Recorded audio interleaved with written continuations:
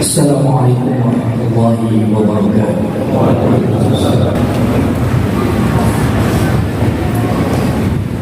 Alhamdulillahi rabbil alamin wa bihi nasta'inu ala umuri dunya waddin. Asyhadu an la ilaha illallah wahdahu la syarika lahu al-mulku wa lahu wa asyhadu anna Muhammadan 'abduhu wa rasuluhu shadiqul wa'dil amin. Allahumma salli wa sallim wa barik ala sayyidina Muhammadin wa ala alihi wa sahbihi ajma'in, amma ba'd. Fa ya ayyuhal hadirun, usikum wa nafsi bi taqwallah faqad faza al-muttaqun. Faqala Allah ta'ala fi kitabihi al-karim fi surati Ali Imran ayat as-samani. أعوذ بالله من الشيطان الرجيم. بسم الله الرحمن الرحيم. ربنا لا تزغ قلوبنا بعد إذ هديتنا وهب لنا من لدنك رحمة إنك أنت الوهاب. صدق الله العظيم. Hadirin sidang Jumat yang dimuliakan oleh Allah Subhanahu wa taala. Dengan mengucap alhamdulillahirabbil alamin, kita sanjungkan, kita langitkan puja dan puji serta syukur kita kehadirat Allah Subhanahu wa taala, terutama atas nikmat dan karunia yang telah Allah berikan kepada kita, khususnya nikmat iman, nikmat Islam dan nikmat kesehatan. Sehingga pada kesempatan siang hari ini Allah ingatkan langkah kita, kuatkan niat kita, bulatkan tekad kita, berikan kita keleluasaan untuk bertakarub melalui ibadah salat Jumat berjamaah. Sungguh Allah adalah zat yang tidak pernah ingkar akan janjinya. La in syakartum la azidannakum wa la in kafartum inna 'adzabi lasyadid. Sungguh jika kita bersyukur akan nikmat yang Allah berikan, Allah janjikan akan Allah tambah kembali. Tapi jika kita ingkar akan nikmat yang Allah berikan, maka Allah memberikan azab yang sangat pedih. Hadirin, azab Allah bisa jadi tidak berupa bencana, bisa jadi tidak berupa musibah, tapi mungkin bisa jadi memberikannya kepada kita pemimpin zalim. Bisa jadi ada kesempitan hati dan pikiran kita, kegelisahan hati dan pikiran kita. Oleh karena itu, manakala kita setiap hari digerak oleh kegelisahan dan kesempitan hati, itulah saatnya kita bermasalah dan merenungkan kembali barangkali banyak nikmat-nikmat Allah yang tidak kita syukuri. Dengan mengucap Allahumma shalli ala sayyidina Muhammad wa ala ali sayyidina Muhammad, kita persembahkan salam rindu kita kepada junjungan kita Nabi besar Muhammad sallallahu alaihi wasallam beserta para keluarga, para sahabat dan para pengikutnya yang setia yang ihsan. Hadirin sidang Jumat yang dimuliakan oleh Allah Subhanahu wa taala. Mari sama-sama di awal khutbah ini khatib ingin mengajak kepada para jamaah sekalian, khususnya kepada diri khatib pribadi, untuk mari sama-sama kita gunakan momentum Jumat yang Allah berikan kepada kita, yang Allah karuniakan kepada kita, sebagai sarana bagi kita untuk merefleksikan kembali apakah setiap waktu yang Allah berikan kepada kita membuat kita lebih dekat kepada Allah, membuat ketakwaan kita lebih meningkat, atau justru sebaliknya. Hadirin rahimakumullah, kurang dari 2 bulan lagi negara yang besar, negara yang kita cintai ini akan melaksanakan sebuah haji yang kedepannya akan menentukan kemaslahatan atau kemudaratan masa depan bangsa ini. Hajat yang sering kali kita kenal dengan istilah pemilihan umum. Hadirin rahimahullah, sebagai orang yang beriman, maka tentunya kita harus melihat hajat pemilihan umum ini dalam perspektif keimanan. Hadirin rahimahullah, bagaimana kita bisa melihat, mengambil pelajaran pengalaman-pengalaman pemilihan umum sebelumnya telah membuat kita kehilangan identitas sebagai orang yang beriman. Seringkali kemudian kita melupakan aspek-aspek kemanusiaan. Oleh karena itu hadirin, mumpung masih ada waktu, Mari sama-sama kita coba belajar mengambil hikmah dari pelaksanaan pemilihan umum yang akan dilaksanakan tanggal 14 Februari tahun depan. Setidaknya sebagaimana yang saya sampaikan tadi di awal, bahwa kita sebagai umat yang beriman, orang Islam mukmin, harus melihat hajat ini dari beberapa perspektif. Perspektif yang pertama, hadirin sekalian, yakin bahwa siapapun yang terpilih nanti akan ada campur tangan Allah di dalamnya. Apakah calon yang kemudian kita jagokan yang terpilih, atau justru orang yang tidak kita dukung yang terpilih, pasti ada campur tangan Allah di dalamnya. Kita harus melihat dari sisi atau perspektif akidah yang pertama, hadirin sekalian. Allah Subhanahu wa taala mengingatkan kepada kita di dalam Quran surat Al-Imran, A'udzubillahi minasyaitonir rajim, bismillahirrahmanirrahim. Allahumma malikal mulki tu'til mulka man tasha wa tanzilul mulka mimman tasha wa tu'izzu man tasha wa tudhillu man tasha bi yadikal khair innaka 'ala kulli syai'in qadir. Subhanallah. Hadirin, Allah mengingatkan kepada kita di dalam Quran surat Al-Imran ayat 26. Allah adalah pemilik segalanya, yang maha malik, yang maha menguasai, raja dari segala raja. Malikal mulki tu'til mulka man tasha. Dia akan memberikan kekuasaan kepada siapapun yang dia kehendaki. Mungkin kekuasaan itu dititipkan bukan kepada orang yang akan membawa kemaslahatan bagi kita, tapi barangkali kita bisa mengambil hikmah bagaimana kemudian ketika kita salah melakukan pemilihan. Malikal mulki tu'til mulka man tasha wa tanzilul mulka mimman tasha. Dan Allah pun menurunkan kekuasaan dari siapapun yang Allah kehendaki. Wa tu'izzu man tasha. Allah berikan kemuliaan bagi siapapun yang dikehendaki. Wa tudhillu man tasha. Allah pun berikan kehinaan bagi siapapun yang dikehendaki. Biyadikal khair, dengan kebaikan-kebaikan yang berasal dari tangan Allah Subhanahu wa taala. Innaka 'ala kulli syai'in qadir. Sesungguhnya Allah memiliki kuasa atas segala sesuatu. Perspektif yang pertama, kita harus melihat dari perspektif akidah, perspektif keyakinan bahwa Allah campur tangan dalam setiap episode kehidupan kita, termasuk siapapun nanti yang akan terpilih sebagai pemimpin. Bahkan hadirin, seandainya pun yang terpilih bukan apa yang sesuai dengan pilihan kita, sesuai dengan harapan kita, Allah pun mengingatkan kepada kita, asa an takrahu syai'an wa huwa khairul lakum wa asa an tuhibbu syai'an wa huwa syarrul lakum. Sungguh bisa jadi sesuatu yang kau benci itu akan menghadirkan kebaikan bagimu, setidaknya kita belajar. Dan bisa jadi segala sesuatu yang kalian cintai itu akan menghasilkan kemudaratan bagimu. Wallahu ya'lamu wa antum la ta'lamun. Allah Maha mengetahui apa-apa yang tidak kita ketahui. Ingat, yang pertama, perspektif akidah harus kita kedepankan dalam menyambut pemilihan umum bulan Februari nanti. Janganlah kemudian karena perkara pemilu kita menjadi mendewakan, menuhankan, mengilahkan kandidat presiden dan calon presiden. Yakin mereka juga makhluk Allah yang satu saat nanti akan mati. Belum tentu di tanggal 14 Februari kita masih hidup, dan belum tentu juga para calon-calon ini masih hidup. Oleh karena itu, hadirin sekalian, persoalan pilihan kembali kepada hati nurani kita, kembali pada keyakinan kita. Tapi ingat, pegang yang pertama, prinsip akidah bahwa apapun yang terjadi, Allah memiliki kuasa atas takdir yang Allah berikan kepada kita. Hadirin rahimakumullah. Yang kedua, perspektif yang harus kita pegang adalah perspektif akhlak. Rasulullah SAW 14 abad yang lalu menerima risalah kenabian dari Allah Subhanahu wa taala. Itu menyampaikan innama bu'itsu litammima makarimal akhlak. Sesungguhnya aku ini diturunkan untuk menyempurnakan kemuliaan akhlak. Kita yang merasa diri kita, mengaku diri kita sebagai umat dari Rasulullah SAW, yuk kita kedepankan akhlak kita. Kita kedepankan akhlak kita dalam setiap dimensi kehidupan, termasuk dalam menghadapi pemilu.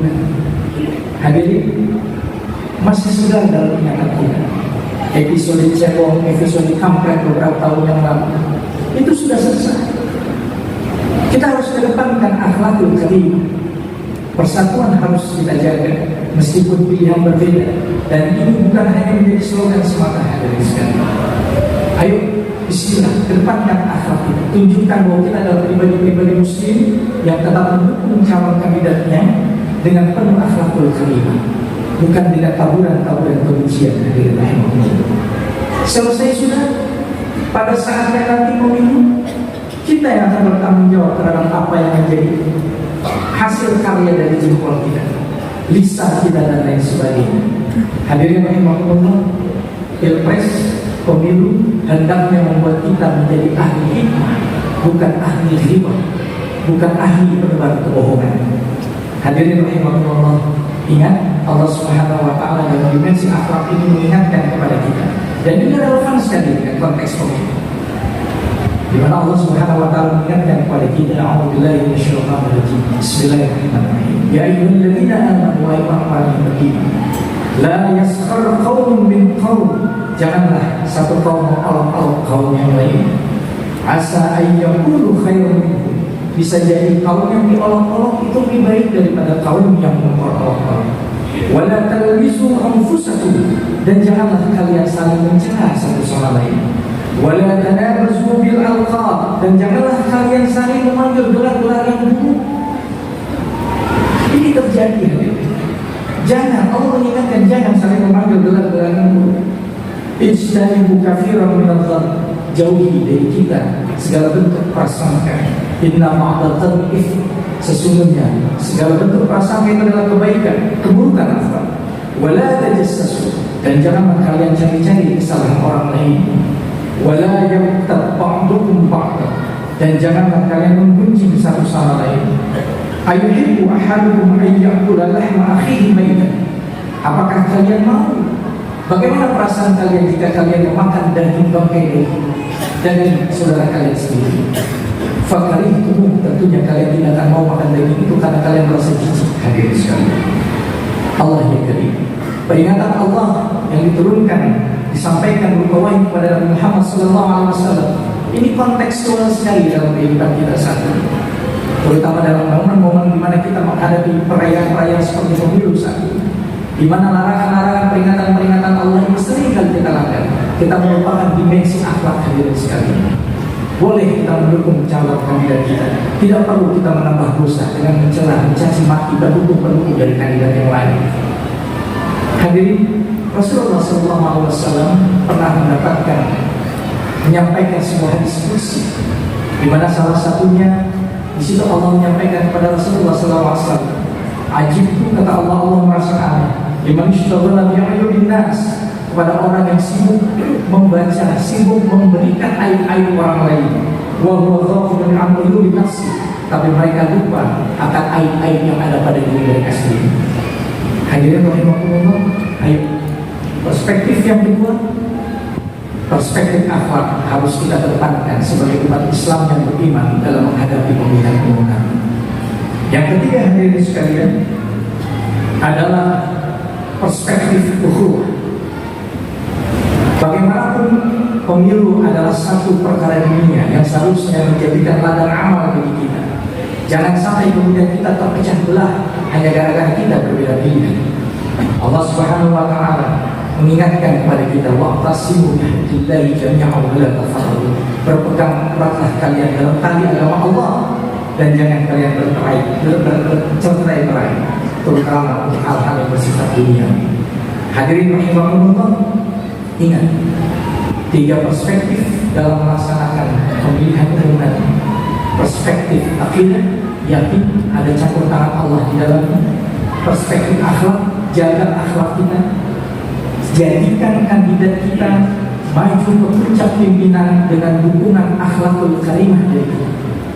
Yang ketiga, perspektif ukhuwah, tetap jaga ukhuwah di antara kita. Kita tidak pernah ingin terjadi kecarut-carutan di negara ini hanya gara-gara kita berbeda paham. Hadirin rahimahullah, janganlah kita menjadi ahli ghibah dengan pemilu, tapi jadilah kita ahli hikmah. Allah yang yakin, kita yakin orang-orang Islam, orang-orang yang beriman adalah orang-orang yang patut layak diandalkan untuk mendukung siapapun yang menjadi pemimpin negeri ini, yang akan membawa kita menjadi orang-orang yang semakin taat, semakin takut kepada Allah, dan pemimpin kita, pemimpin yang mencintai kita, yang kita pun mencintai mereka. Yuhibbuhum wa yuhibbuna. Mereka mencintai kita dan kita pun mencintai mereka. 3 perspektif ini hadirin sekalian yang ingin khatib wasiatkan pada khutbah Jumat pada kali ini. Ingat, 3 perspektif, 3 dimensi kita dalam menyambut bulan Februari nanti. Yang pertama, perspektif akidah, perspektif akhlak, dan perspektif ukhuwah. Ingat, hati-hati sekali hadirin sekalian, pemilu usai jangan sampai kemudian kita sibuk nanti di hadapan Allah mempertanggungjawabkan apa yang kita ketik, apa yang kita sebar, apa yang kita sampaikan. Hadirin rahimakumullah, mudah-mudahan Allah Subhanahu wa taala mengaruniakan kepada kita pemimpin yang dapat menaungi kita, memberikan kesejahteraan kepada kita, dan kemudian kita mencintai mereka dan mereka pun mencintai kita, dan memberikan kita pada kita keamanan, perlindungan. Hadirin rahimakumullah, memberikan kesejahteraan dan tentunya keamanan dan kenyamanan dalam beribadah kita semua. Hadirin rahimakumullah, mudah-mudahan apa yang khatib sampaikan pada kesempatan kali ini bisa memberikan manfaat kepada kita semua. Dan sekali lagi, mari kita sambut proyek kemanusiaan, proyek kebangsaan 5 tahunan atau 4 tahunan ini dengan perspektif atau dimensi yang khatib sampaikan tadi. Perspektif akidah, perspektif ukhuwah, dan perspektif akhlak. Hadirin rahimakumullah, lepas dari itu semua, yakin bahwa apa yang kita miliki akan juga diberikan pertanggungjawaban oleh Allah. Apapun yang kita pilih juga akan menjadi pertanggungjawaban di hadapan Allah Subhanahu wa taala.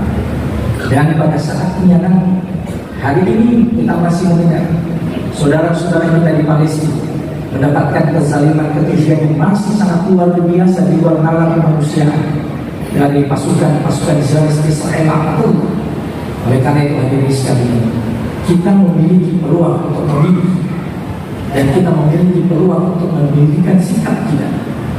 Apakah kemudian kita akan bersikap diam saja, atau kita justru berdiri menyatakan sikap kepada dunia, kepada Allah. Ya Allah isyhadu, ya Allah saksikan bahwa aku termasuk orang yang membela saudara-saudara dari Palestina.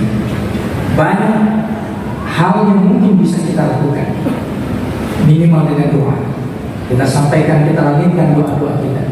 Doa ibadah, doa itu adalah kunci ibadah.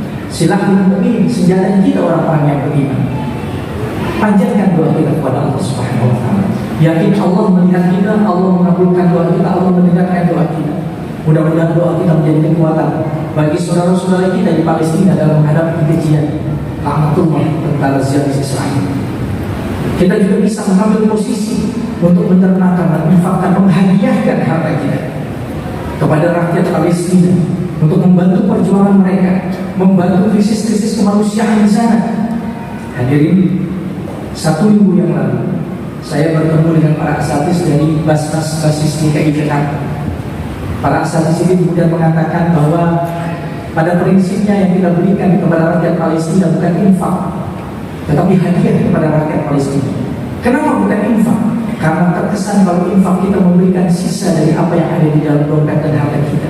Tetapi kalau kita ingin memberikan hadiah, maka kita akan memberikan yang terbaik kepada saudara-saudara kita. Tidak pernah kemudian kita memberikan hadiah untuk istri kita, untuk anak kita, untuk saudara-saudara kita, hadiah yang jelek tentunya. Oleh karena itu, siapkan hadiah terbaik antum semua hari ini. Pasca salat Jumat nanti, takmir akan menggelar sorban-sorban untuk membantu kita mengeratkan ukhuwah kita dengan saudara-saudara kita di Palestina. Hadirin rahimakumullah, tentunya kehadiran fisik kita di sana adalah menjadi sebuah keniscayaan. Dan oleh karena itu, 2 hal yang di depan tadi, yaitu doa dan juga harta kita, tentunya adalah hal yang paling logis yang bisa kita sampaikan untuk membantu saudara-saudara kita di Palestina. Oleh karena itu hadirin sekalian, buka mata, buka hati dan buka pikiran kita. Bismillahirrahmanirrahim. Kita hadiahkan harta terbaik kita kepada saudara-saudara kita di Palestina. Mudah-mudahan Allah Subhanahu wa taala segera mengaruniakan kemerdekaan yang indah kepada saudara-saudara kita di Palestina dan mengusir tentara-tentara Allah dari Israel pergi hanya dari bumi Palestina yang kita muliakan. Barakallahu li wa lakum fil Qur'anil Karim wa nafa'ani wa iyyakum bima fihi minal ayati wa dzikril hakim wa taqabbal minni wa minkum tilawatahu innahu huwal ghafurur rahim. Allahumma shalli wa sallim ala sayyidina Muhammadin wa ala ali sayyidina Muhammad.